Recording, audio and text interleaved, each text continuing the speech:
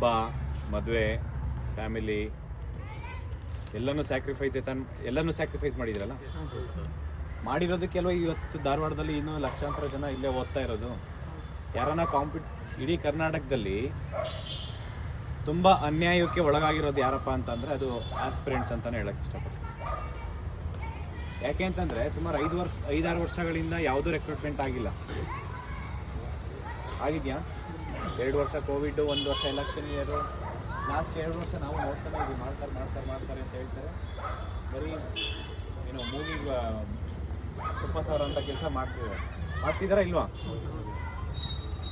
ಇವತ್ತು ನಾನು ನೋಡಿದ್ದೀನಿ ಇಡೀ ಕರ್ನಾಟಕದಾದ್ಯಂತ, ಧಾರವಾಡ ಇರ್ಬೋದು, ಬಿಜಾಪುರ ಇರ್ಬೋದು, ಬೆಂಗಳೂರು, ಮೈಸೂರು, ಬೀದರಿಂದ ಹಿಡ್ಕೊಂಡು ಈ ಕಡೆ ಚಾಮರಾಜನಗರವರೆಗೂ ಪ್ರತಿಯೊಬ್ಬ ಆಸ್ಪಿರೆಂಟ್ಸ್ಗೂ ತುಂಬ ಕಷ್ಟ ಇದೆ. ಎಲ್ಲಿ ಫ್ರೀ ಊಟ ಸಿಗುತ್ತೋ ಅಲ್ಲಿ ಊಟ ಮಾಡ್ತಾ ಇದ್ದಾರೆ ಇವತ್ತು ಸ್ಟೂಡೆಂಟ್ಸ್. ಯಾವ ದೇವಸ್ಥಾನ ಇರ್ಬೋದು, ಯಾವ ಮದುವೆ ಚೌಟ್ರಿ ಇರ್ಬೋದು, ಯಾರಾದರೂ ಫ್ರೀಯಾಗಿ ಯಾವುದಾದ್ರೂ ಒಂದು NGO ಫ್ರೀಯಾಗಿ ಊಟ ಕೊಟ್ಟರು ಅಲ್ಲಿ ಹೋಗಿ ಊಟ ಮಾಡೋ ಪರಿಸ್ಥಿತಿಗೆ ತೊಗೊಂಬಂದಿರೋದು. ನಿಜ ಹೇಳ್ಬೇಕಂತಂದರೆ ಅದು ಸರ್ಕಾರ, ಹೌದಾ ಇಲ್ವಾ? ಏಕೆಂದರೆ ಸರ್ಕಾರ ಪ್ರಣಾಳಿಕೆಯಲ್ಲಿ ಹೇಳಿದ್ರು ಏನಂತ, ಒಂದು ವರ್ಷದಲ್ಲಿ 1 ಲಕ್ಷ ವೇಕೆನ್ಸಿ ಫಿಲ್ ಮಾಡ್ತೀನಿ ಅಂತ ಹೇಳಿದರು. ಹೌದಾ? ನೀವೇನು ಹೇಳಿದ್ದೀರಾ ಅದರಲ್ಲಿ ಅಟ್ಲೀಸ್ಟ್ 50% ಆದರೂ ಫಿಲ್ ಮಾಡಿದರೆ 1 ವರ್ಷದಲ್ಲಿ ಯಾರು ಕೇಳ್ತಿರ್ಲಿಲ್ಲ. ಹೇಳ್ತಾ ಇದ್ರಾ? ಅದರಲ್ಲಿ 5% ಫಿಲ್ ಮಾಡಿಲ್ವಲ್ಲ 3 ವರ್ಷದಲ್ಲಿ. 5,000 ವೇಕೆನ್ಸಿ ಫಿಲ್ ಆಗಿಲ್ಲ. ಎಲ್ಲರೂ ಬರೆಯೋಂಥ ವೇಕೆನ್ಸಿ ಯಾವುದಾದ್ರೂ 1-2 ಆಗಿರ್ಬೋದು ಅಷ್ಟೇ. ಹೌದಾ? ಒಂದು FDA ನೋಟಿಫಿಕೇಶನ್ ಆಗಿಲ್ಲ KPSC ಇಂದ, ಒಂದು STA ನೋಟಿಫಿಕೇಶನ್ ಆಗಿಲ್ಲ, ಒಂದು PC ನೋಟಿಫಿಕೇಶನ್ ಆಗಿಲ್ಲ, 3-4 ವರ್ಷ ಆಯಿತು. PSI ನೋಟಿಫಿಕೇಶನ್ ಆಗಿ 5 ವರ್ಷ ಆಯಿತು. ಹೌದಾ ಇಲ್ವಾ? ಟೀಚರ್ ವೇಕೆನ್ಸಿ 80,000 ವೇಕೆನ್ಸಿ ಇದೆ. GPSTR ನೋಟಿಫಿಕೇಶನ್ ಆಗಿದ್ದು 2022ರಲ್ಲಿ. ಹೌದಾ ಇಲ್ಲ? 21ರಲ್ಲಿ ನೋಟಿಫಿಕೇಶನ್, 22ರಲ್ಲಿ ಎಕ್ಸಾಮು. ಇವ್ರು ಬಂದಮೇಲೆ ಸ್ವಲ್ಪ ಆರ್ಡರ್ ಕಾಪಿ ಕೊಟ್ಟರು ಅಷ್ಟೇ ಸರ್ಕಾರ ಬಂದು. ಅದನ್ನು ಮಾನ್ಯ ಶಿಕ್ಷಣ ಸಚಿವರಾದಂಥ ಮಧು ಬಂಗಾರಪ್ಪ ಅವ್ರು ಹೇಳ್ಕೊತಾರೆ ಪ್ರತಿ ಕಾರ್ಯಕ್ರಮದಲ್ಲೂ, ನಾನೇ ನೋಟಿಫಿಕೇಶನ್ ಮಾಡಿದ್ದು ಅಂತ ಹೇಳ್ತಾರ ಇಲ್ವಾ? ಹೊಸ ನೋಟಿಫಿಕೇಶನ್ ಮಾಡೋದಿರ್ಲಿ, ಅವ್ರು ಮಾಡಿಲ್ಲದೆ ಇರೋದು ನಾನೇ ಮಾಡಿದ್ದು ಅಂತ ಹೇಳ್ತಿದಾರಲ್ವಾ ಅವ್ರು. ಅದು 100% ಸತ್ಯ. ಯಾಕೆ ಅಂತಂದ್ರೆ ಅವ್ರ ಡಿಪಾರ್ಟ್ಮೆಂಟಲ್ಲಿ ಏನಾಗ್ತಿದೆ ಅನ್ನೋದೇ ಗೊತ್ತಿಲ್ಲ ಅವರಿಗೆ. ಇಷ್ಟೆಲ್ಲ ಹೋರಾಟ ಮಾಡಿದ್ದೀವಿ. ಎಷ್ಟು ಹೋರಾಟ ಮಾಡಿದ್ದೀವಿ ಹೇಳಿ? ಬೆಂಗಳೂರಲ್ಲಿ ಹೋರಾಟ ಮಾಡಿದ್ದೀವಿ, ನೇಮಕಾತಿ ತಿಥಿ ಆಗಿದೆ ಅಂತ ಹೇಳ್ಬಿಟ್ಟು ಮಾಡಿದ್ದೀವೋ ಇಲ್ವಾ? ಮೈಸೂರಲ್ಲಿ ಹೋರಾಟ ಮಾಡಿದ್ವಿ. ಧಾರವಾಡದಲ್ಲಂತೂ ನಿಮ್ಗೆ ಹೇಳಂಗೆ ಇಲ್ಲ.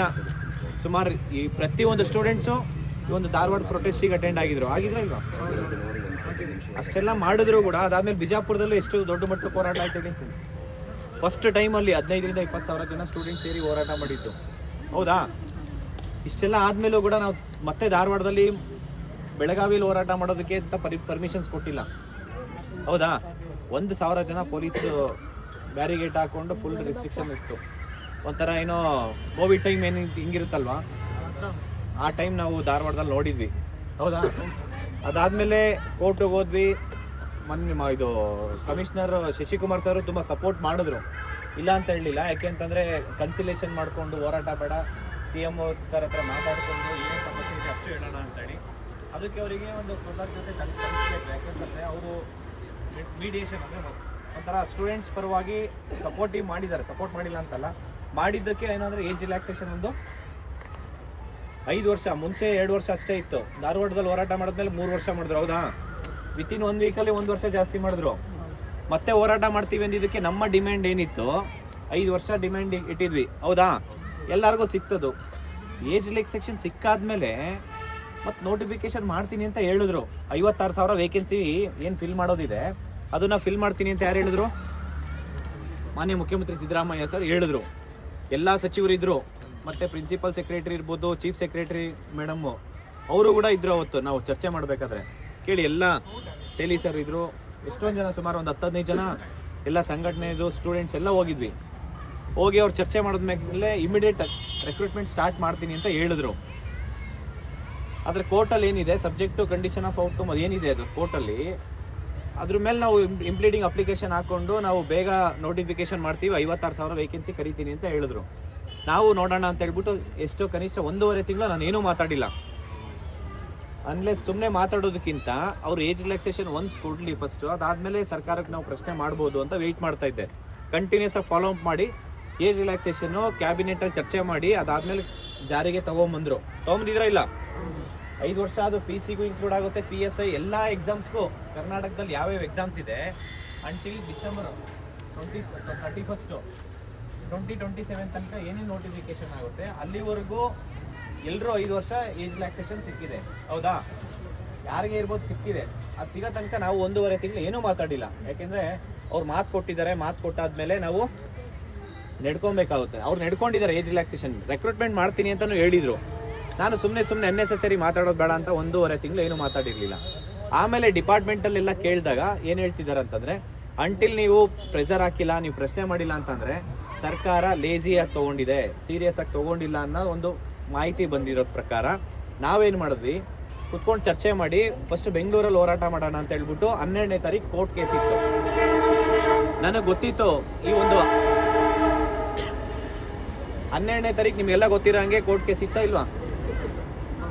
ಕೋರ್ಟ್ ಕೇಸು 12ನೇ ತಾರೀಕು ಇರೋಬೇಕಾದ್ರೆ ನನಗೆ 1 ವಾರ ಮುಂಚೆನೇ ಗೊತ್ತಿತ್ತು ಏನಂತ, AG ಅವ್ರು ಅಟೆಂಡ್ ಆಗಲ್ಲ ಈ ಸತಿ ಕೋರ್ಟ್ ಹಿಯರಿಂಗ್ಗೆ ಅಂತ ಹೇಳಿ. ನಾನೇನಾದರೂ AG ಅವ್ರ ಕೋರ್ಟಿಗೆ ಅಟೆಂಡ್ ಆಗಲ್ಲ ಅಂತಂದರೆ ಸ್ಟೂಡೆಂಟ್ಸ್ ಏನು ಅನ್ಕೊಂತಿದ್ರು, ಇಲ್ಲ ಇವರು ಬೇಕು ಹೋರಾಟಕ್ಕೆ ಯಾರೋ ಹುಡುಗರು ಬರಲಿ ಅನ್ನೋದಕ್ಕೋಸ್ಕರ ಇವರು ಸುಳ್ಳು ಹೇಳ್ತಾ ಇದ್ದಾರೆ ಅನ್ನೋ ಥರ ಬರ್ತಿತ್ತಾ ಇಲ್ವಾ?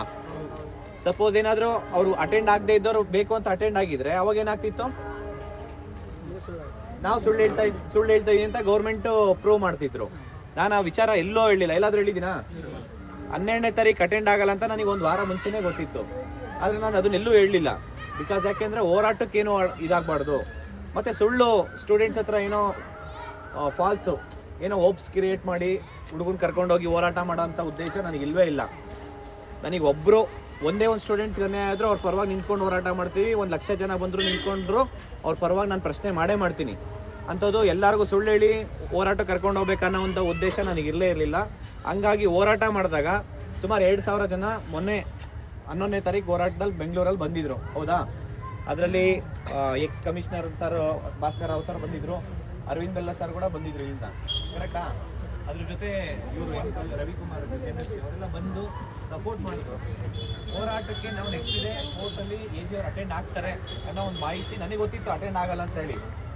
ಆದರೂ ಅವರು ಅಟ್ಲೀಸ್ಟು ಆ ಕೇಸ್ ಇರಬೇಕಾದ್ರೆ ಅವರಂತೂ ಅಟೆಂಡ್ ಆಗಿಲ್ಲ, ಪಾಸ್ ಓವರ್ ಆಗಿದೆ. ನಿಮಗೆ ಕೋರ್ಟ್ ಕೇಸ್ ಗೊತ್ತಿರುತ್ತಲ್ಲ ಹೆಂಗಿರುತ್ತಂತ.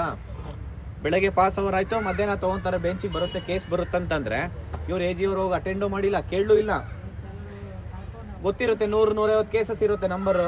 ಆ ನಂಬರ್ ಮ್ಯಾಟ್ರ್ ರೀಚೇ ಆಗಲ್ಲ. ಆ ಮ್ಯಾಟ್ರ್ ರೀಚ್ ಆಗಿಲ್ಲ ಅಂದರೆ ಏನಾಗುತ್ತೆ, ಪೋಸ್ಟ್ಪೋನ್ ಆಗುತ್ತೆ. ಹೌದಾ ಇಲ್ವಾ? ಪೋಸ್ಟ್ಪೋನ್ ಆಗಬೇಕಾದ್ರೆ ಲಾಸ್ಟ್ ಒಂದು 10 ಮಿನಿಟ್ಸು ಟೈಮ್ ಕೊಡ್ತಾರೆ. ಆ ಲಾಸ್ಟ್ 10 ಮಿನಿಟ್ಸಲ್ಲಿ ಒಂದು 5-10 ಮಿನಿಟ್ಸ್ ಜಡ್ಜು ಅವ್ರು ಇನ್ನೂ ಕುತ್ಕೊಂಡಿರ್ತಾರೆ. ಇವರು ಅಟ್ಲೀಸ್ಟ್ ಜೂನಿಯರ್ಸ್ ಆದರೂ ಹೋಗಿ ಒಂದು ಮೆಮೋ ಮೂವ್ ಮಾಡಿ ನಮಗೆ ಶಾರ್ಟ್ ಡೇಟ್ ಕೊಡಿ, ಇಲ್ಲ next day tomorrow date list ಮಾಡಿ ಅಂತ ಕೇಳ್ಬೋದಾಗಿತ್ತಾ ಇಲ್ವಾ? 12ನೇ ತಾರೀಕು ಕೇಳ್ಬೋದಾಯ್ತಾ ಇಲ್ವಾ? ಆದರೆ ಯಾರು ಅಟೆಂಡ್ ಆಗೇ ಇಲ್ಲ. ಆಪೋಸಿಷನ್ ಅಡ್ವೊಕೇಟ್ಸು ಏನು ಕೇಸ್ ಹಾಕಿದ್ದಾರೆ, ಅವರು 4ರಿಂದ 5 ಜನ ಅಡ್ವೊಕೇಟ್ಸು ಬೆಳಗ್ಗೆಯಿಂದ ಸಂಜೆ ತನಕ ವೆಯ್ಟ್ ಮಾಡಿದ್ದಾರೆ, ಕೇಸ್ ಬರುತ್ತೆ ಅಂತ ಹೇಳಿ. ಆದರೆ ಇವರು ಹೋಗಲೇ ಇಲ್ಲ ಗೌರ್ಮೆಂಟ್ ಪರವಾಗಿ. ಅಂದರೆ ಇಲ್ಲಿ ನಿಮಗೆ ನೀಟಾಗಿ ಅರ್ಥ ಆಗುತ್ತೆ ಏನಂತ, ಗೌರ್ಮೆಂಟು ನೇಮಕಾತಿ ಮಾಡೋ ಉದ್ದೇಶ ಇದ್ದಿದ್ರೆ ಹೇಳ್ತಾ ಇದ್ದೀನಿ ಕೇಳಿ. ನಿಮ್ಗೆ ಇನ್ನೂ ಒಂದು ವಿಚಾರ ನೀಟಾಗಿ ಹೇಳ್ತೀನಿ.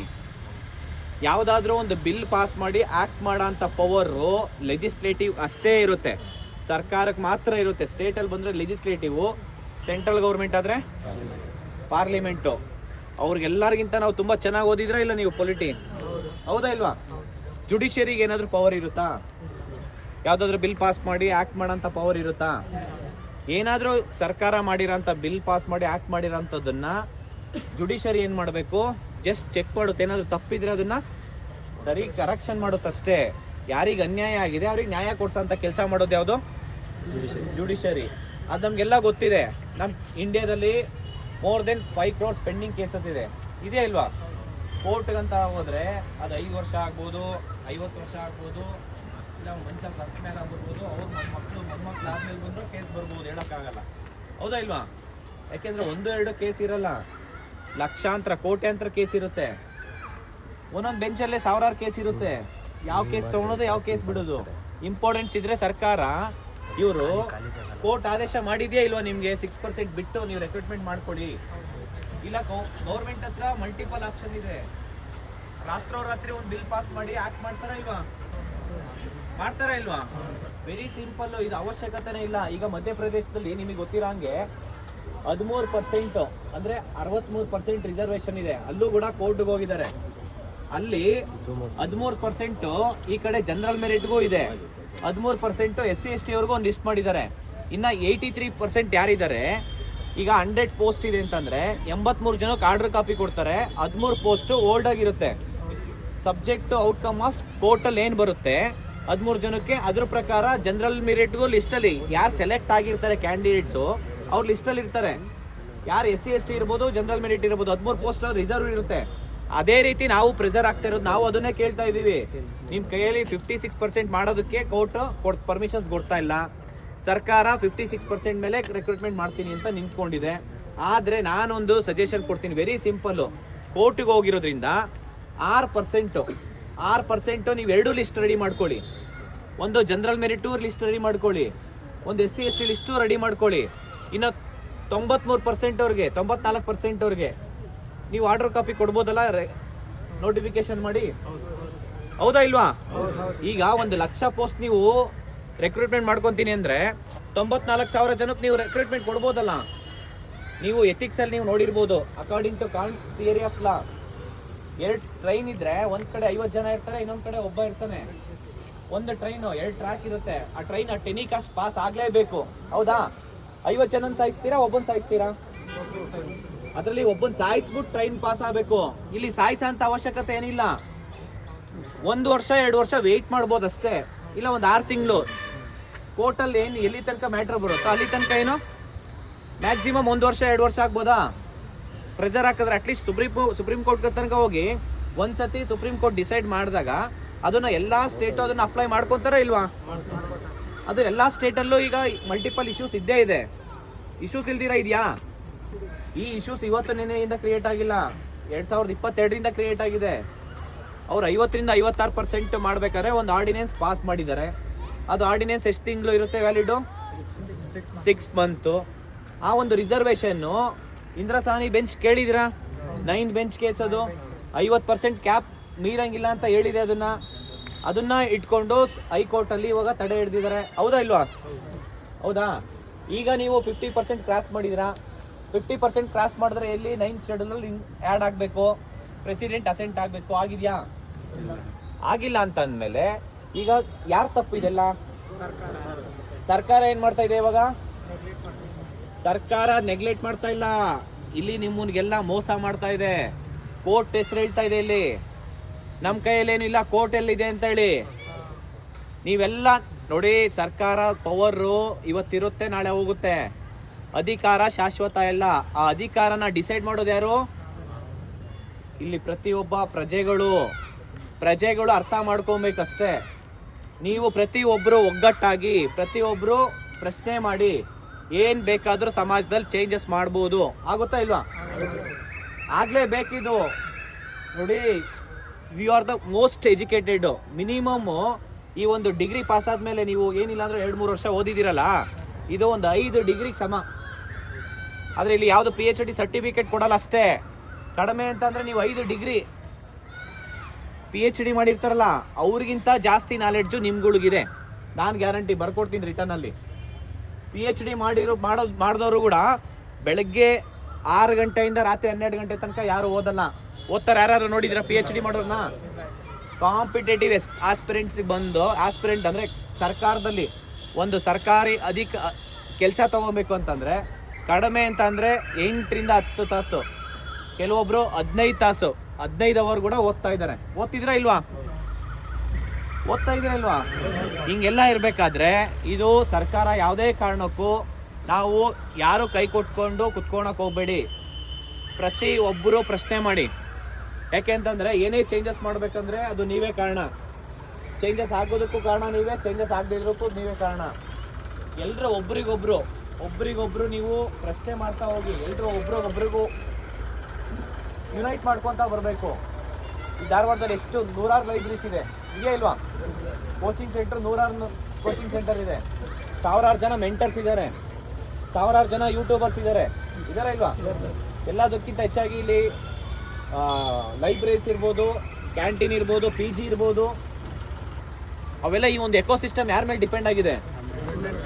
ಈ ಒಂದು ಎಕೋಸಿಸ್ಟಮ್ ಡಿಪೆಂಡ್ ಆಗಿರೋದು ನಿಮ್ಗಳಿಂದ. ಈ ಒಂದು ಎಕೋಸಿಸ್ಟಮಲ್ಲಿ 100 ಕೋಟಿ ರೆವಿನ್ಯೂ ಕ್ರಿಯೇಟ್ ಆಗ್ತಾ ಇದೆ. 100 ಕೋಟಿ ಯಾರು ದುಡ್ಡು? ಅದಿಲ್ಲ, ನಿಮ್ಮ ತಂದೆ ತಾಯಿ ಕಷ್ಟಪಟ್ಟು ಕಳಿಸ್ತಾ ಇದ್ದಾರಲ್ಲ ಆ ದುಡ್ಡದು. ಒಂದ್ಸತಿ ಯೋಚನೆ ಮಾಡಿ, ನಿಮ್ಮ ತಂದೆ ತಾಯಿಗಳು ಎಷ್ಟು ಕಷ್ಟಪಟ್ಟು ತಿಂಗಳ ನಿಮ್ಗೆ 5,000, 10,000, 20,000 ದುಡ್ಡು ಕಳಿಸ್ತಾ ಇದ್ದಾರಲ್ಲ, ಒಂದ್ಸತಿ ಯೋಚನೆ ಮಾಡಿ. ಇಷ್ಟೆಲ್ಲ ಯಾರಿಗೆ ಹೊರೆ ಆಗ್ತಾ ಇದೆ? ಯಾರಿಗೆ ಹೊರೆ ಆಗ್ತಾ ಇದೆ ಇದೆಲ್ಲ? ನಿಮ್ಮ ಪೇರೆಂಟ್ಸ್ಗೆ, ನಿಮ್ಮ ಫ್ಯೂಚರು. ನೋಡಿ, 1 ವರ್ಷದಲ್ಲಿ, ಈಗ ನೀವು 1 ವರ್ಷದಲ್ಲಿ ಜಾಬ್ ತಗೊಳ್ಳೋಂಥದ್ದು 5 ವರ್ಷ 10 ವರ್ಷ ಮಾಡ್ತಾರಂತಂದರೆ ನಿಮ್ಮ ಒಂದು ಎನರ್ಜಿ ಎಷ್ಟು ವೇಸ್ಟ್ ಆಗುತ್ತೆ? ಒಂದು ಟೈಮು ಹೋಗಿ ಟೈಮ್ ಮತ್ತೆ ಕೊಡ್ತಾರಾ ಹೇಳಿ? ನಿಮ್ಮ ತಂದೆ ತಾಯಿ ಎಷ್ಟು ಕಷ್ಟಪಡಬೇಕು? ಮತ್ತು ನೀವು ಇವತ್ತೇನು ಒಂದು 25-26ನೇ ವರ್ಷದಲ್ಲಿ ನೀವು ಗೌರ್ಮೆಂಟ್ ಜಾಬ್ ತೊಗೊಂಡ್ರೆ ನಿಮಗೆ ಸರ್ವಿಸ್ ಎಷ್ಟು? ಒಂದು 35 ವರ್ಷ ಸಿಗುತ್ತೆ, ಹೌದಾ ಇಲ್ವಾ? ನೀವು ಒಂದು ಜಾಬ್ ತೊಗೊಳೋದಕ್ಕೆ 40 ವರ್ಷ ಮಾಡಿದ್ರೆ ನಿಮ್ಗೆ ಸರ್ವಿಸ್ ಎಷ್ಟು ವರ್ಷ ಸಿಗುತ್ತೆ? ಇಲ್ಲಿ ಒಂದು 10 ವರ್ಷ ಓದಿರ್ತೀರಾ, ಆ ರಿಕವರ್ ಮಾಡೋದಕ್ಕೆ ಇನ್ನು 20 ವರ್ಷ. ಇಲ್ಲಿ ಆಲ್ರೆಡಿ ಹೆಲ್ತ್ ಎಲ್ಲ ಹೋಗಿರುತ್ತಾ ಇಲ್ವಾ? ಹೆಲ್ತ್ ಕಂಡೀಷನ್ ಹೆಂಗಿರುತ್ತೆ? ನಿಮಗೆ ಗೌರ್ಮೆಂಟ್ ಜಾಬ್ಗೆ ಹೋದ್ರೂ ಆ ಒಂದು ಎನರ್ಜಿನೇ ಇರಲ್ಲ. ಗೌರ್ಮೆಂಟ್ ಜಾಬಲ್ಲಿ ಹೋಗಿ ಕೆಲಸ ಮಾಡ್ಬೇಕನ್ನೋ ಒಂದು ಎನರ್ಜಿನೇ ಕಳ್ಕೊಂಡ್ಬಿಟ್ಟಿರ್ತೀರಾ. ಸಮಾಜ ಸೇವೆ ಮಾಡ್ಬೇಕಂತ ಬಂದಿರ್ತೀರಾ, ಇಲ್ಲಿ ಆ ಒಂದು ಎನರ್ಜಿನೇ ಇಲ್ಲ ಅಂತಂದರೆ ಸರ್ಕಾರದಲ್ಲಿ ಏನು ಕೆಲಸ ಮಾಡೋಕ್ಕಾಗುತ್ತೆ? ಆಗುತ್ತಾ? ಇವತ್ತು ಗೌರ್ಮೆಂಟ್ ಸ್ಕೂಲಲ್ಲಿ ಲೆಕ್ಚರರ್ ಇಲ್ದಿರಾ, ಟೀಚರ್ಸ್ ಇಲ್ದಿರಾ ಇವತ್ತು ಎಷ್ಟೋ ಸ್ಕೂಲ್ ಕಾಲೇಜಸ್ ಮುಚ್ತಾ ಇದ್ದಾರೆ ಇಲ್ವಾ? ಇವತ್ತು ಗೌರ್ಮೆಂಟ್ ಸ್ಕೂಲಿಗೆ ಯಾರು ಮಕ್ಕಳನ್ನ ಅಡ್ಮಿಷನ್ನೇ ಮಾಡಿಸ್ತಾ ಇದ್ದಾರಾ? ಇವತ್ತು ಎಷ್ಟು ಆಲ್ಮೋಸ್ಟ್ ಲಾಸ್ಟ್ 10 ಇಯರ್ಸಿಂದ 16 ಲಕ್ಷ ಜನ ಅಡ್ಮಿಷನ್ಸ್ ಕಡಿಮೆ ಆಗ್ತಾ ಬರ್ತಿದೆ. Every year day by day population ಜಾಸ್ತಿ ಆಗ್ತಿದೆಯಾ ಕಡಿಮೆ ಆಗ್ತಿದೆಯಾ? ಜಾಸ್ತಿ ಆಗ್ತಾ ಇದೆ ಅಂತಂದ್ರೆ ಗೌರ್ಮೆಂಟ್ ಸ್ಕೂಲು ಜಾಸ್ತಿ ಆಗಬೇಕು, ಗೌರ್ಮೆಂಟ್ ಕಾಲೇಜಸ್ ಜಾಸ್ತಿ ಆಗಬೇಕು, ಗೌರ್ಮೆಂಟ್ ರೆಕ್ರೂಟ್ಮೆಂಟ್ ಜಾಸ್ತಿ ಆಗಬೇಕು. ಲಾಸ್ಟ್ 3 ವರ್ಷ ಮುಂಚೆ ವೇಕೆನ್ಸಿ ಎಷ್ಟಿತ್ತು? 2.5 ಲಕ್ಷ ಇತ್ತು. ಇವತ್ತು ರಾಜ್ಯದಲ್ಲಿ 2,84,000 ವೇಕೆನ್ಸಿ ಇದೆ. ಆದರೆ ವೇಕೆನ್ಸಿ ಜಾಸ್ತಿ ಆಗ್ತಾ ಇದೆ, ಇವರು ರೆಕ್ರೂಟ್ಮೆಂಟ್ ಮಾಡ್ಕೊತಾ ಇಲ್ಲ. ಒಂದು ಇನ್ಫ್ರಾಸ್ಟ್ರಕ್ಚರ್ ಇಲ್ವಾ, ಒಂದು ಫೆಸಿಲಿಟೀಸ್ ಇಲ್ಲ. ಮನೆ ಪೊಲೀಸ್ ಅಂತ ಹೇಳ್ತಾರೆ, ಇಲ್ಲ ಪೊಲೀಸ್ ರೆಕ್ರೂಟ್ಮೆಂಟ್ ಇಲ್ಲ. ಲಾ ಆ್ಯಂಡ್ ಆರ್ಡರ್ ಹೆಂಗೆ ಮೇಂಟೈನ್ ಮಾಡೋಕ್ಕಾಗುತ್ತೆ? ಯಾವುದೋ ನಾವು ಪೊಲೀಸ್ ಸ್ಟೇಷನ್ಗೆ ಹೋಗಿ ಸುಮ್ಮನೆ ಹೋಗಿ, ಅಲ್ಲಿ ನೀವು ಯಾವುದಾದ್ರು ಹೆಲ್ತ್ ಆರೋಗ್ಯ ಇಲಾಖೆ ಹೋಗಿ, ಒಂದು ಹಾಸ್ಪಿಟಲ್ ಹೋಗಿ, ಗೌರ್ಮೆಂಟ್ ಹಾಸ್ಪಿಟಲ್ಗೆ, ಅಲ್ಲಿ ಬಿಲ್ಡಿಂಗ್ಸ್ ಇದ್ರೆ ಡಾಕ್ಟರ್ಸ್ ಇಲ್ಲ, ಡಾಕ್ಟರ್ ಇದ್ರೆ ಬಿಲ್ಡಿಂಗ್ ಇರಲ್ಲ. ಪರಿಸ್ಥಿತಿ ಹಂಗಿದೆ ನಿಜವಾಗ್ಲೂ. ಇವತ್ತು ಹೋಗಿ ಗೌರ್ಮೆಂಟ್ ಸ್ಕೂಲಿಗೆ ಹೋಗಿ, ಅಲ್ಲಿ ಬಿಲ್ಡಿಂಗ್ ಇರುತ್ತೆ, ಟೀಚರ್ ಇರಲ್ಲ, ಟೀಚರ್ ಇರ್ತಾರೆ, ಬಿಲ್ಡಿಂಗ್ ಇರಲ್ಲ ಸರಿಗೆ. ಮತ್ತೆ ಮಲ್ಟಿಪಲ್ ಸಬ್ಜೆಕ್ಟು, ಇವು ಅದರಲ್ಲಿ ಎಷ್ಟು ಸೀರಿಯಸ್ ಆಗಿ ನೋಡೋದಾದರೆ ಎಷ್ಟೊಂದು ಇಶ್ಯೂಸ್ ಇದೆ ಅಂತಂದರೆ ಒಂದೆರಡಲ್ಲ. ಇವಾಗ ಅಲ್ಲಿ ಸಬ್ಜೆಕ್ಟ್ 2 ವರ್ಷ ಮುಂಚೆ ಅಪ್ರೂವಲ್ ಕೊಟ್ಟಿರೋದು ಇವಾಗ ವಾಪಸ್ ತೊಗೊಂಡಿದ್ದಾರೆ. ಟೀಚರ್ಸ್ ಹೇಳ್ಬೇಕಂತಂದರೆ ನಾವು ಮೊನ್ನೆ ಹೋಗಿದ್ವಿ, ಡಿಪಾರ್ಟ್ಮೆಂಟಿಗೆ ಹೋಗಿದ್ವಿ, ಸೋಷಿಯಾಲಜಿ, ಪೊಲಿಟಿ ಮತ್ತು ಜಿಯೋಗ್ರಫಿ. ಒಂದು ಸಬ್ಜೆಕ್ಟಲ್ಲಿ 75-100 ಪೋಸ್ಟು ಇರೋದನ್ನು ಇವತ್ತು 0 ಮಾಡ್ತಿದ್ದಾರೆ. ಒಂದು ಸ್ಕೂಲ್ನ ಡೆವಲಪ್ಮೆಂಟ್ ಮಾಡಿ ಅಂತಂದರೆ ಇವರು KSP ಅಂತ ತೊಗೊಂಬಂದಿದ್ದಾರೆ. ಇವ್ರಿಗೆ ಹೆಂಗೆ ಗೊತ್ತಾ? ಸುಮ್ಮನೆ ಇದು ಒಂಥರ ಸರ್ಕಾರ ಹೆಂಗೆ ಅಂತಂದರೆ ನಡೆಸೋಕ್ಕಾಗ್ತಾಯಿಲ್ಲ, ಈ ಕಡೆ ಬಿಡೋಕ್ಕಾಗ್ತಾಯಿಲ್ಲ ಅವ್ರದ್ದು. ಸರ್ಕಾರ ಕರ್ನಾಟಕದಲ್ಲಿ ದುಡ್ಡಿಲ್ಲ ಅಂತಲ್ಲ, 1,000 ಲಕ್ಷ ಕೋಟಿ ದುಡ್ಡಿದೆ. ಸರ್ಕಾರ ನಡೆಸ್ಕೊಳಕ್ಕೆ ಬರ್ತಾ ಇಲ್ಲ ಅವರಿಗೆ. ಒಂದು ಸಿಸ್ಟಮಿಂದ ಇನ್ನೊಂದು ಸಿಸ್ಟಮ್ಗೆ ಹೋಗ್ಬೇಕಂದ್ರೆ 1 ವರ್ಷ ಅಲ್ಲ, ಮಿನಿಮಮ್ 5 ವರ್ಷ ಬೇಕು ಅವರು. ಈಗ ಆಲ್ರೆಡಿ ಸ್ಕೂಲು ಕಾಲೇಜಸ್ ಇದ್ವಲ್ಲ, ಸ್ಕೂಲು ಇದನ್ನ ಕರ್ನಾಟಕ KSP ಅಂತ ಮಾಡಿದ್ದಾರೆ. ಇವಾಗ KPS, ಕರ್ನಾಟಕ ಪಬ್ಲಿಕ್ ಸ್ಕೂಲ್ ಅಂತ ಹೇಳಿ. KPS ಈ ಒಂದು ಸಿಸ್ಟಮ್ ಅಡಾಪ್ಟ್ ಮಾಡ್ಕೊಳೋದಕ್ಕೆ ಎಷ್ಟು ವರ್ಷ ಬೇಕು? 5 ವರ್ಷ ಬೇಕು. ಇವಾಗ PCPS ಇದು ಮುಂಚೆ ಇತ್ತು KSB, ಕರ್ನಾಟಕ ಸ್ಟೇಟ್ ಪೊಲೀಸ್ ಅಂತ. ಇವಾಗ ಏನು ಮಾಡಿದ್ದಾರೆ? ಒಂದು ನಿಗಮ ಮಂಡಳಿ ಮಾಡ್ತಾರಂತ. ಅದನ್ನ ಟೈಮ್ ವೇಸ್ಟ್ ಮಾಡಬೇಕು ಅಲ್ಲ, ಯಾವುದೇ ನಿಗಮ ಮಂಡಳಿ ಹೇಳ್ತೀನಿ ಕೇಳಿ, ಅದರಷ್ಟು ಮೋಸ್ಟ್ ಕರಪ್ಟೆಡ್ ಇನ್ ಯಾವುದಿರಲ್ಲ, ನಾನು ಗ್ಯಾರಂಟಿ ಕೊಡ್ತೀನಿ. BMTC ಕಂಡಕ್ಟ್ರದು ನಾನೇ ಸ್ವತಃ ನೋಡಿದ್ದೀನಿ. MD ಅವ್ರಿಗೆ ಮೀಟ್ ಮಾಡಿದ್ದೀನಿ, ರೆಕ್ರೂಟ್ಮೆಂಟ್ ಹೆಡ್ಡು. ಅವ್ರನ್ನ ಮೀಟ್ ಮಾಡಿದಾಗ BMTCದು ಪ್ರತಿಯೊಬ್ಬರದು ಸ್ಕೋರ್ ಲಿಸ್ಟ್ ಮಾಡಿ ಬಿಡ್ತಿದ್ವಿ. ಒಂದು ಸ್ಕೋರ್ ಲಿಸ್ಟ್ ಬಿಟ್ಟ ಅಂದರೆ ಯಾರು ಕರಪ್ಷನ್ ಮಾಡೋದಕ್ಕಾಗಲ್ಲ. ಆಗುತ್ತಾ? KE ಇಂದ ನಡೆಯುವಂಥ ಪ್ರತಿಯೊಂದು ಎಕ್ಸಾಮ್ಸಲ್ಲೂ ಸ್ಕೋರ್ ಲಿಸ್ಟ್ ಬಿಡೋ ಅಂಥ ಕೆಲಸ ನಾವು ಹೋರಾಟ ಮಾಡಿದ್ದದ್ದು. ಈ ಹಿಂದೆ ಎಕ್ಸಿಕ್ಯೂಟಿವ್ ಡೈರೆಕ್ಟರ್ ಯಾರಿದ್ರು? ರಮ್ಯಾ ಮೇಡಮ್ ಅಂತ ಇದ್ರು. ಅಲ್ಪ ಸ್ವಲ್ಪ ಕರಪ್ಷನ್ ಆಗುತ್ತೆ ಅಂತ ಹೇಳಿದ್ರು. ಅಲ್ಪ ಸ್ವಲ್ಪ ಕರಪ್ಷನ್ ಆಗುತ್ತೆ ಅಂತಂದ್ರೆ ಪ್ರತಿ ಒಂದು ಮಿನಿಸ್ಟರ್ಗೂ ಲೆಟರ್ ಬರ್ದಿದ್ವಿ, ಮುಖ್ಯಮಂತ್ರಿಗೆ ಲೆಟರ್ ಬರ್ದ್ವಿ, DPR ಲೆಟರ್ ಬರ್ದ್ವಿ, ಚೀಫ್ ಸೆಕ್ರೆಟರಿ ಮೇಡಮ್ ಅವ್ರಿಗೆ ಮುಂಚೆ ಬೇರೆಯವ್ರು ಇದ್ರು, ಅವ್ರಿಗೆ ಲೆಟರ್ ಬರ್ದ್ವಿ, ಎಲ್ಲರಿಗೂ ಲೆಟರ್ ಬರೆದು ಅವ್ರನ್ನ ಟ್ರಾನ್ಸ್ಫರ್ ಮಾಡಿಸ್ಮೇಲೆ ಯಾರು ಬಂದರು? ಪ್ರಸನ್ನ ಸರ್ ಬಂದು ವಿತಿನ್ 6 ಮಂತಲ್ಲಿ ಎಷ್ಟು ಟ್ರಾನ್ಸ್ಪರೆನ್ಸಿ ತೊಗೊಂಬಂದಿದ್ದಾರೆ ಅಂತ ನಿಮ್ಗೆಲ್ರಿಗೂ ಗೊತ್ತಿದೆ. ಇವತ್ತು ಪ್ರತಿ ಒಂದು ಎಕ್ಸಾಮ್ಸು ಯಾರಿಗೆ ಕೊಡಿ ಅಂತ ಹೇಳ್ತೀವಿ ನಾವು? KE ಕೊಡಿ ಅಂತ. ಕಾರಣ ಏನಂದ್ರೆ ಹಿಂದೆ ಇದೆಲ್ಲ ನಾವು ಹೋರಾಟ ಮಾಡಿದ್ದೀವಿ. KE ಮುಂದೆ ಎಷ್ಟು ಹೋರಾಟ ಮಾಡಿದ್ದೀವಿ ಹೇಳಿ. ಇವತ್ತು PSI ಅಷ್ಟು ಟ್ರಾನ್ಸ್ಪರೆನ್ಸಿ, ಅಷ್ಟು ಜನ ಜೆನ್ಯೂನ್ ಆಗಿ ಸೆಲೆಕ್ಟ್ ಆಗ್ಬೇಕಂತಂದ್ರೆ ಪ್ರತಿಯೊಬ್ಬರದ್ದು ಸ್ಕೋರ್ ಲಿಸ್ಟ್ ಬಿಡ್ಸಿದೀವ ಇಲ್ವಾ? ಹೋರಾಟ ಮಾಡಿರೋದ್ರಿಂದನೇ ಅದೆಲ್ಲ ಚೇಂಜಸ್ ಆಗಿರೋದು. ಮುಂದೆ ಇದಕ್ಕೂ ಮುಂಚೆ KEದಲ್ಲಿ ಪ್ರತಿಯೊಂದು ಎಕ್ಸಾಮ್ಸು ಕನ್ನಡ ಎಕ್ಸಾಮ್ಸ್ ಕಂಪಲ್ಸರಿ ಬರೀಬೇಕಾಯ್ತಾ ಇಲ್ವಾ? ಪ್ರತಿಯೊಂದು ಎಕ್ಸಾಮ್ಸ್ಗೂ. ಅದಾದ್ಮೇಲೆ ನಾನೇ ಕಂಟಿನ್ಯೂಸ್ ಆಗಿ ಹೋರಾಟ ಮಾಡಿ ಒಂದ್ಸತಿ ಕನ್ನಡ ಎಕ್ಸಾಮ್ ಬರೆದ್ರೆ ಅದಕ್ಕೆಲ್ಲದಕ್ಕೂ ಅಪ್ಲೈ ಆಗಬೇಕು. ನಾವೆಲ್ಲ ಕನ್ನಡದವರು, ನಾವೆಲ್ಲ ಹೊರಗಡೆಯಿಂದ ಬಂದಿಲ್ಲ, ಹೌದಾ ಇಲ್ವಾ?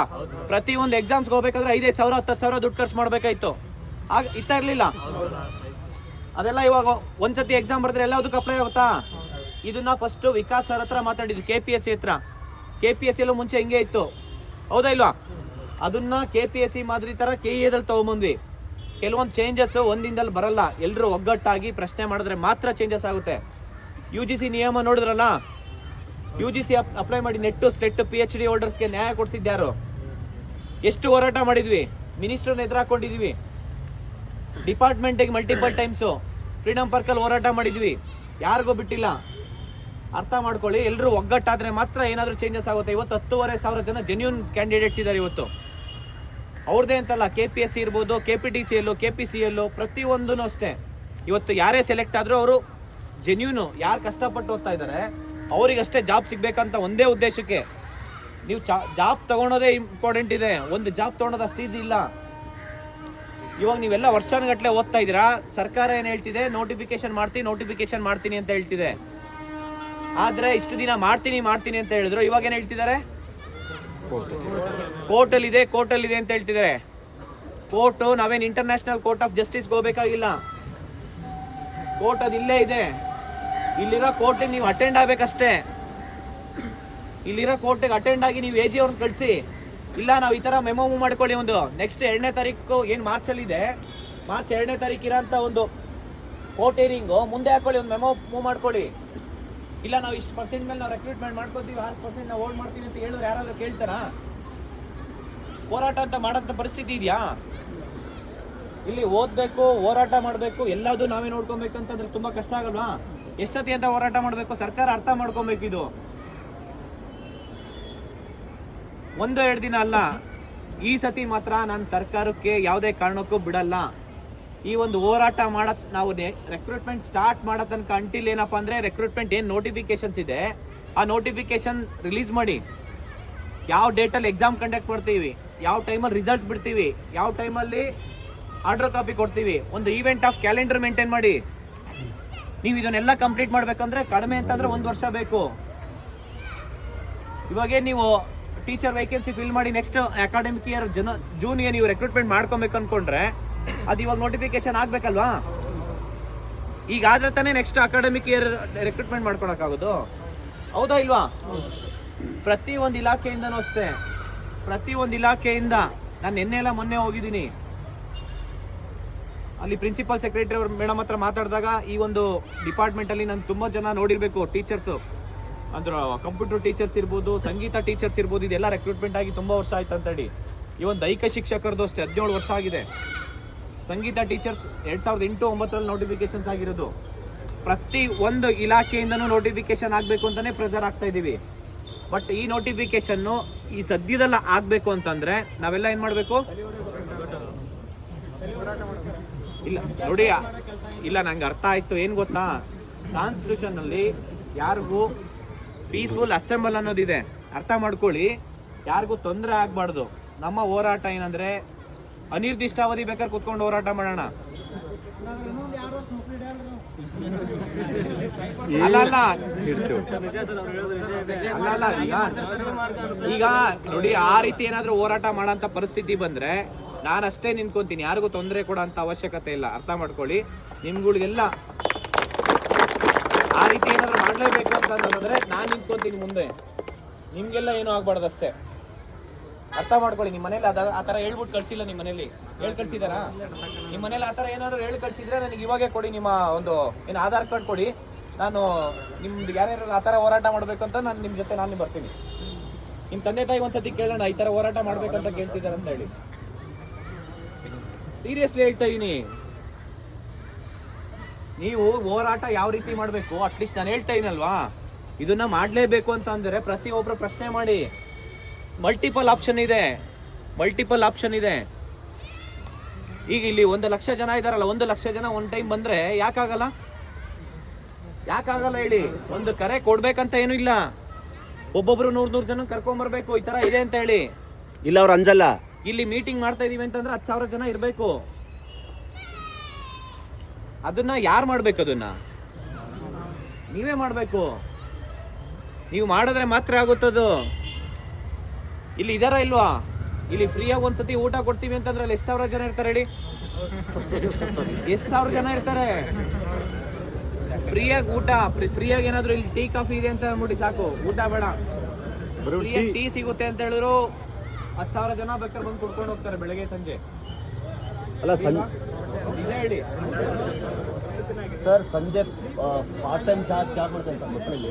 ನನಗೆ ಗೊತ್ತು ನೀವು ಎಷ್ಟು ಜನ ಕೆಲಸ ಮಾಡ್ತೀರಂತ. ಜೊಮ್ಯಾಟೊ, ಸ್ವಿಗ್ಗಿ ಎಲ್ಲ ಕಡೆ ಕೆಲಸ ಮಾಡ್ತಿದ್ದೀರಾ. ಹೋಟೆಲಲ್ಲಿ ಕೆಲಸ ಮಾಡ್ತಿದ್ದಾರೆ, ಬಾರಲ್ಲಿ ಕೆಲಸ, ಎಲ್ಲ ಕಡೆ ಕೆಲಸ ಮಾಡ್ತಿದ್ದಾರೆ. ಎಷ್ಟೋ ಜನ ನಾನು ನೋಡಿದ್ದೀನಿ. ನಾನು ಕ್ಲೋಸ್ ಒಬ್ಬ ಹುಡುಗ, ನಾನು ಫಸ್ಟ್ 3 ವರ್ಷ ಮುಂಚೆ ಅಕೌಂಟ್ ಅಸಿಸ್ಟೆಂಟೇ ಏನೋ ಒಂದು ಜಾಬ್ ತೊಗೊಂಡಿದ್ದೆ. ಡಾಲ್ಫಿನ್ ಇದೆಯಲ್ಲ ಹೋಟೆಲ್ಲು, ಅದರಲ್ಲಿ ಕೆಲಸ ಮಾಡಿಕೊಂಡು ಸಂಜೆ 6 ಗಂಟೆಯಿಂದ ರಾತ್ರಿ 11-12 ಗಂಟೆ ತನಕ ಒಂದು ಎಕ್ಸಾಮ್ ತೊಗೊಂಡಿದ್ದಾರೆ. ಅಂದರೆ ಒಂದು ಎಕ್ಸಾಮ್ ಪಾಸ್ ಆಗಿದ್ದಾನಂತಂದರೆ ಅವನು ಮಾತ್ರ ನಾನು ಬಿಡ್ತಾನೆ ಇಲ್ಲ. ಸರ್ ನಿಮ್ಮಿಂದನೇ ಆಗಿದ್ದು ಅಂತಾರೆ.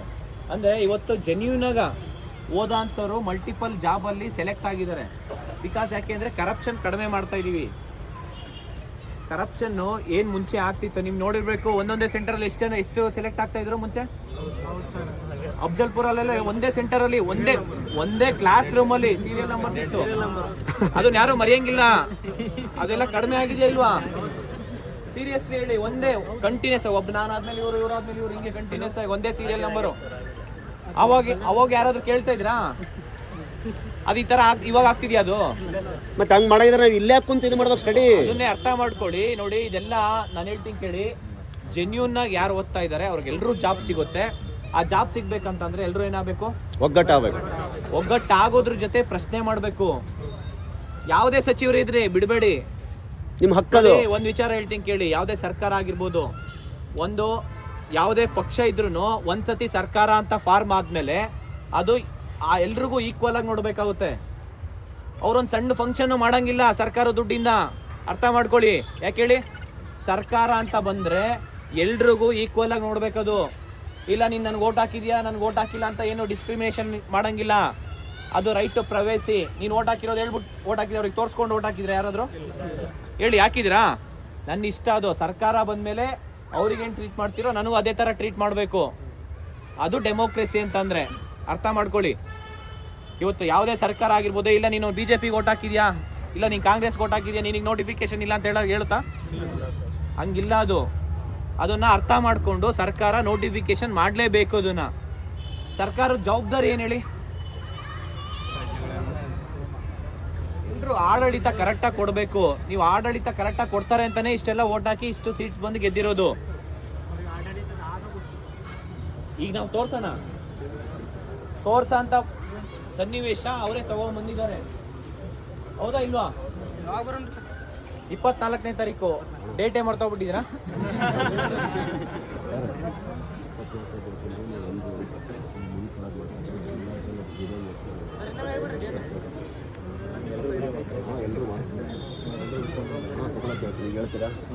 ಅಪ್ಪಿ, ಒಗ್ಗಟ್ಟಾಗೋಣ ಬೇಡ? ನಮ್ಮ ಹಕ್ಕು ನಮಗೆ ಬೇಕಷ್ಟೇ. ನಾವು ಸರ್ಕಾರಕ್ಕೆ ನೌಕರಿ ಕೇಳ್ತಾ ಇಲ್ಲ, ಅವಕಾಶ ಕೇಳ್ತಾ ಇದೀವಿ. ಹೌದಾ? ನಾವು ರೆಡಿ ಅದೀವಿ. ನೀವೇ ನನಗೆ ನೌಕರಿ ಕೊಡ್ರಿ ಅಂತ ಗೊತ್ತಿಲ್ಲ. ನಾವು ಇಲ್ಲಿ ಇರೋರೆಲ್ಲರೂ ಬಡ ವಿದ್ಯಾರ್ಥಿಗಳೇ, ಮಧ್ಯವರ್ತಿ ವಿದ್ಯಾರ್ಥಿಗಳೇ. ಶಾಸಕರ ಮಕ್ಕಳು ಶಾಸಕರಾಗಿರ್ತಾರೆ, ಅವರೆಲ್ಲ ಆರಾಮಿರ್ತಾರೆ. ಇವತ್ತು ಎಲ್ಲ ಸ್ಕೂಲ್ ಕಾಲೇಜ್ಗಳು ಮುಚ್ಚಕ್ಕೆ ಏನಪ್ಪ ಕಾರಣ ಅಂತಂದ್ರೆ ಅವರು ಪ್ರೈವೇಟ್ ಇದಾವೆ, ಅದನ್ನ ಇದು ಮಾಡ್ತಿದ್ದಾರೆ ಅವರು. ನಾವು ಇಲ್ಲೇ ನೋಡಿ, ನಾನು ಹೇಳ್ತೀನಿ ಕೇಳಿ, ನಾವೆಲ್ಲರೂ ಒಗ್ಗಟ್ಟಾಗಲೇಬೇಕು. ಒಗ್ಗಟ್ಟಾಗೋಣ. ನಾಳೆ 20 ರೆಡಿ ಇರ್ತೀರಾ? ನನಗೊಂದು ಹೆಲ್ಪ್ ಮಾಡ್ತೀರಾ? ಈಗ ಎಲ್ಲರೂ ಮಾಡ್ತೀರಾ?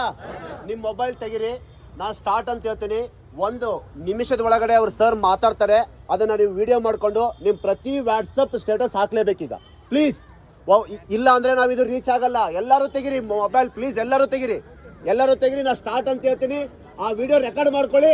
ನಿಮ್ಮ ಪ್ರತಿ ಗ್ರೂಪಿಗೆ, ನಿಮ್ಮ ಪ್ರತಿ ವಾಟ್ಸಪ್ ಸ್ಟೇಟಸ್ಗೆ, ಟೆಲಿಗ್ರಾಮಿಗೆ ಎಲ್ಲ ಕಡೆ ಹಾಕ್ಲೇಬೇಕು ಪ್ಲೀಸ್. ಅಪ್ಪಿ, ಇದು ನಿಮಗಾಗಿ ಹೋರಾಟ.